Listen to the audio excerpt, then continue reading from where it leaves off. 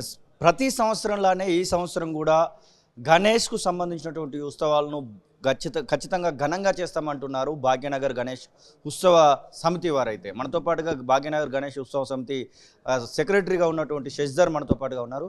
Sir, ప్రధానంగా ప్రతి సంవత్సరం 40 ఏళ్ళుగా మీరు ఒక ఉత్సవాలను చేస్తూ ఉన్నారు. ఈ సంవత్సరం ఏమైనా మార్పులు రావడానికి అవకాశం ఉంది? ఎందుకంటే ప్రభుత్వం మారింది. గతంలో చాలా వరకు వినాయక సాగర్ అట్లాంటి గొడవలు కూడా మనం చూసాం. ఈసారి ప్రభుత్వంతో ఎట్లా ఉంది?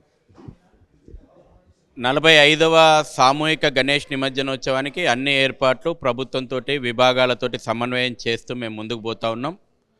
తెలంగాణ ఏర్పడ్డ తర్వాత మొదటిసారి ముఖ్యమంత్రి స్థాయి లోపట రివ్యూ మీటింగ్ జరిగింది. గడిచిన 35 సంవత్సరాలుగా ఉమ్మడి ఆంధ్రప్రదేశ్ లోపట ఈ ఆనవాయితీ ఉంటుండే. ఎందుకంటే ఇది విశ్వవ్యాప్తంగా భాగ్యనగరంలో జరిగేటువంటి గణేష్ ఉత్సవాల యొక్క ప్రతిష్ట అటువంటిది. అన్ని రకాల ప్రభుత్వ విభాగాలు ఇన్వాల్వ్ అవుతాయి. ఆ స్థాయిలో ఏర్పాట్లు చేయాలి, ఆ స్థాయిలో నిర్ణయాలు తీసుకోవాలి. గడిచిన 10 సంవత్సరాలుగా గత ముఖ్యమంత్రి గత ప్రభుత్వం కొంత నిర్లక్ష్యం వహించినటువంటి మాట వాస్తవం. అదే విషయాన్ని మేము ఈ కొత్త ప్రభుత్వము కొత్త ముఖ్యమంత్రి దృష్టికి తీసుకెళ్ళినాం. ఆహ్వానించదగ్గ పరిణామం, ముఖ్యమంత్రి గారు స్వయంగా రివ్యూ మీటింగ్ పెట్టేసి స్పెషల్ బడ్జెట్ విషయం లోపల నిర్ణయం తీసుకున్నాడు. ఉచిత కరెంటు విషయం లోపల నిర్ణయం తీసుకున్నాడు. పోలీసుల ఇబ్బంది లేకుండా ఇంటిమేషన్ తీసుకొని, ఆన్లైన్ ద్వారా ఇంటిమేషన్ తీసుకొని అన్ని ప్రభుత్వ విభాగాలకు ఆదేశించిండు. ఎటువంటి లోటుపాట్లు లేకుండా భాగ్యనగరం యొక్క ప్రతిష్ట మరింత పెంచే విధంగా ఈ ఉత్సవాల ఏర్పాట్లు చేయాలని ముఖ్యమంత్రి గారు మాతోటి నిర్వహించినటువంటి సమీక్షా సమావేశం లోపల స్పష్టమైనటువంటి ఆదేశాలు ఇచ్చిండు. ప్రభుత్వం చొరవ చాలా అద్భుతంగా ఉంది. ఆర్టీఏ నుంచి ఒక ఇబ్బంది తలెత్తేది, ముఖ్యంగా లారీలకు సంబంధించినటువంటి పర్మిషను ఏదైతే ఉత్సవానికి మనం తీసుకొస్తున్నటువంటి భారీ వాహనాల విషయంలో తలెత్తేది. ఇప్పుడు ఆ విషయంలో ఏమైనా కొలిక్కి వచ్చింది అనుకోవచ్చా? ఒకరోజు ముందే నిర్దేశించబడ్డటువంటి అన్ని ఆర్టీఏ సెంటర్ల లోపల ప్రభుత్వం నిర్ణయించినటువంటి ధరల ఆధారంగా అవసరం ఉన్నటువంటి వెహికల్స్ మేము అందుబాటులో పెడతామని చెప్పి ఆర్టీఏ అధికారులు మాకు స్పష్టం చేయడం జరిగింది. ఇప్పుడు హైదరాబాద్ ఇన్ఛార్జ్ మినిస్టర్ కూడా ట్రాన్స్పోర్ట్ మినిస్టరే. గతంలో జరిగినటువంటి ఇబ్బందులు వారి దృష్టికి తీసుకెళ్ళినాం. పోలీసు సహకారంతో ఆర్టీఏ అధికారులు అవసరమైనటువంటి అన్ని వాహనాలు మాకు అందిస్తామని స్పష్టంగా చెప్పారు. ఇంకా ఏదైనా మార్పులు చోటు చేసుకునే అవకాశం ఉంది? ఎందుకంటే ఉచిత విద్యుత్ అని చెప్పేసి ఒక విషయం చెప్తా ఉన్నారు. ఇంకా మండపాలు పెంచడానికి అట్లాంటి సిఫార్సులు ఏమన్నా వస్తున్నాయని? ఫండమెంటల్ రైటు ఎవరు ఎక్కడ వాళ్ళ గల్లీల లోపట వాళ్ళ కాలనీల లోపట అనేక కొత్త మండపాలు వస్తాయి. ప్రతి సంవత్సరం కూడా 5 నుంచి 10,000 మండపాలు, 5,000 నుంచి 10,000 మధ్యన మండపాల యొక్క సంఖ్య పెరుగుతూ ఉంది. ఎక్కడిదక్కడ ఇంటిమేషన్ ఇచ్చి ఆ యొక్క ఏర్పాట్లు నిర్వాహకులు చేసుకుంటున్నారు. ఈ సంవత్సరం 1,40,000 గణేష మండపాలు ప్రతిష్ట జరగవచ్చు అనేటువంటిది ఒక అంచనా మాకుంది. ఆ దిశగా మేము ఏర్పాట్లు చేస్తున్నాం. ఖైరతాబాద్ గణేష్ గురించి మాట్లాడుకోవాలి. ఇది కూడా హైదరాబాదు భాగ్యనగర్ గణేష్ సేవా సమితి సంబంధించినటువంటి ఆయనవారిలోనే ఒక ఖైరతాబాద్ ఉత్సవ సమితి నడిపిస్తూ ఉంటుంది. ఆ విషయంలో చాలా వరకు ఇబ్బందులు తలెత్తేది. రేపు నిమజ్జనం అనగా ఈరోజు వచ్చినటువంటి వాళ్ళకి ఎంట్రీ అనేది కొంచెం ఇబ్బంది అయ్యేది. ఆ విషయంలో ఏమైనా ఒకరోజు ముందుగానే ఖైరతాబాద్ నిమజ్జనం అట్లాంటి ఆలోచనలు మనం చేస్తూ ఉన్నాం. గతంలో మనం చూసేది మధ్యరాత్రి నిమజ్జనం జరిగేది. అంటే నిమజ్జనం నెక్స్ట్ డేట్ కూడా ఆ ఫోటో రాకపోయేది. 2 రోజుల తర్వాత ఖైరతాబాద్ యొక్క గణపతి నిమజ్జనం ఫోటో వచ్చేది. ప్రజలందరూ కూడా లక్షలాది మంది ప్రజలు కోరుకున్నారు. వెలుతురు ఉన్నప్పుడే ఈ యొక్క నిమజ్జనోత్సవాన్ని మేము ప్రత్యక్షంగా చూడాలని ప్రజలు కోరుకున్న కోరిక మేరకు అటు ఖైరతాబాద్ గణేష్ ఉత్సవ సమితి కానీ ప్రభుత్వం యొక్క విభాగాలు సమన్వయం చేస్తూ అర్ధరాత్రి నుంచి నిమజ్జనం యొక్క తరలింపు కోసం ఏర్పాట్లు చేయడంలో భాగంగా ఇవాళ మనము ఉదయం పూటనే మధ్యాహ్నం లోపు నిమజ్జనాన్ని చేస్తున్నాం. ఇది ప్రజలు చాలా సంతోషంగా తిలకిస్తూ ఉన్నారు. అటువంటి ఇబ్బంది ఏం లేదు.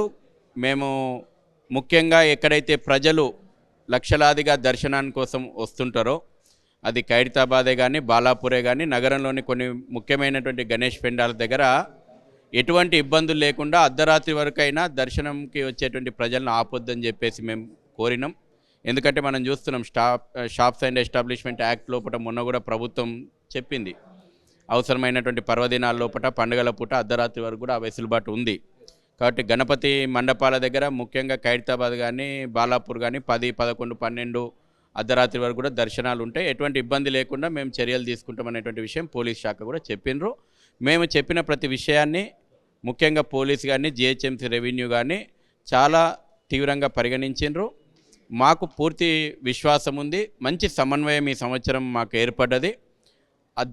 అద్భుతంగా వైభవంగా ఈ యొక్క గణేష్ ఉత్సవాలను భాగ్యనగరం లోపల మేము నిర్వహించబోతా ఉన్నాం అన్ని విభాగాల సమన్వయంతో.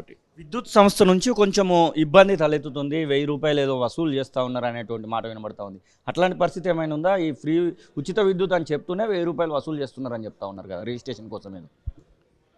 ఒకవేళ కింది స్థాయిలో ప్రభుత్వ అధికారులు విద్యుత్ శాఖ అధికారులు అత్యుత్సాహంగా అట్లా చేస్తున్నారంటే స్వయంగా ముఖ్యమంత్రి నిర్ణయాన్ని వాళ్ళు ఉల్లంఘిస్తున్నట్టు. చాలా స్పష్టంగా ముఖ్యమంత్రి సీఎంఓ కార్యాలయం ప్రకటించింది. కాబట్టి నిజంగా ప్రభుత్వ నిర్ణయానికి వ్యతిరేకంగా విద్యుత్ అధికారులు స్థానికంగా ఆ రకంగా పనిచేస్తే మా దృష్టికి కూడా వస్తాయి. అది ప్రభుత్వ నిర్ణయాలకు వ్యతిరేకంగా వాళ్ళు పనిచేసినటువంటి వాళ్ళు అవుతారు. ప్రభుత్వం కూడా వాళ్ళ మీద చర్యలు తీసుకోవాలి. అటువంటి ఇబ్బంది ఏం లేదు. ఈరోజు మీడియా సమావేశం నిర్వహించినాం. మీ ద్వారా మండపాలందరికీ కూడా మేము సమాచారం ఇస్తున్నాం. కేవలం సమాచారం ఇస్తే సరిపోతుంది. ఎందుకంటే విద్యుత్ అధికారులకు కూడా ఒక అసెస్మెంట్ రావాలా, ఎంత లోడ్ అవసరపడుతుంది, ఏ మండపం ఎంత విద్యుత్తును వాడుకుంటారు, ఒకవేళ మనము ఈ రోజున ఉచిత విద్యుత్ అయినప్పటికీ ఎంత లోడ్ అవసరపడుతుంది, అదనంగా ఎన్ని ట్రాన్స్ఫారాలు అరేంజ్ చేయాలనేటువంటి ఒక అవగాహన వాళ్ళకు కూడా ఉండాలి. కాబట్టి మా మండప నిర్వాహకులు స్థానిక విద్యుత్ కార్యాలయాల లోపల పూర్తి సమాచారం ఇస్తారు. పోలీస్ ఇంటిమేషన్ ఆధారంగా వాళ్ళు కూడా ఏర్పాట్లు చేయాలి. గతంలో వాళ్ళకు కూడా ఒక అంచనా ఉంటుంది, ఏ ప్రాంతంలో ఎంత విద్యుత్ అవసరమో దానికి తగ్గట్టు ఏర్పాట్లు చేయాలి. మండప నిర్వాహకులు ఇవాళ ప్రభుత్వ నిర్ణయాన్ని మేము అభినందిస్తూ ఉన్నాం. ఉచిత కరెంటు నిర్ణయాన్ని స్వాగతిస్తున్నాం. నిమజ్జనానికి ఎన్ని స్పాట్లను ఏర్పాటు చేయడం జరిగింది? ఎందుకంటే హుస్సేన్ సాగర్లోనే నిమజ్జనం చేయాలని చాలా వరకు ఉంటుంది. ఎక్కడి ప్రాంతానికి సంబంధించినటువంటి వాళ్ళకైనా హుస్సేన్ సాగర్లో నిమజ్జనం చేయాలనేటువంటి ఒక ఆశ ఉంటుంది. కానీ పోలీసులు ఏదో ఒక దగ్గర ప్లేస్ను చూపిస్తూ ఉంటారు. ఈసారి ఎన్ని స్పాట్లను క్రియేట్ చేయడం జరిగింది? నిమజ్జనం ఎక్కడ చేయాలి అనేటువంటిది భక్తుని యొక్క ఆలోచన, ఆ కమిటీ యొక్క నిర్ణయం మీద ఆధారపడి ఉంటుంది. ఎక్కడో గ్రేటర్ హైదరాబాద్ పరిధిలో ఉన్నటువంటి నగర శివార్లలో ఉన్నటువంటి మండప నిర్వాహకుడు కూడా వినాయక సాగర్కి వస్తా అంటే ఆపడానికి ఎవరికీ హక్కు లేదు. ఆ విధంగా వస్తున్నాయి కూడా. జిహెచ్ఎంసీ పరిధిలో ఉన్నటువంటి వినాయక సాగర్తో పాటు 34 లేక్ల వద్ద ఏర్పాట్లు జరుగుతూ ఉన్నాయి. బేబీ పాండ్స్, అదేవిధంగా రంగారెడ్డి మేడ్చల్ పరిధిలోపట అన్నీ లెక్క కడితే 100కు పైగా ఈపాటికే నిమజ్జనం యొక్క ప్రాంతాలను మేము ఐడెంటిఫై చేసి అక్కడ ఏర్పాట్లు చేస్తున్నాం. ఇంకా కొన్ని చోట్ల నీళ్లు లేవు, అదృష్టం వర్షాలు పడుతున్నాయి. గణపతి ప్రతిష్టాపన జరిగిన తర్వాత కూడా ఎక్కడైనా అవసరం అనుకుంటే ఏర్పాట్లు చేయడానికి ప్రభుత్వం సిద్ధంగా ఉంది. అసలైన తొలి వెలుగు.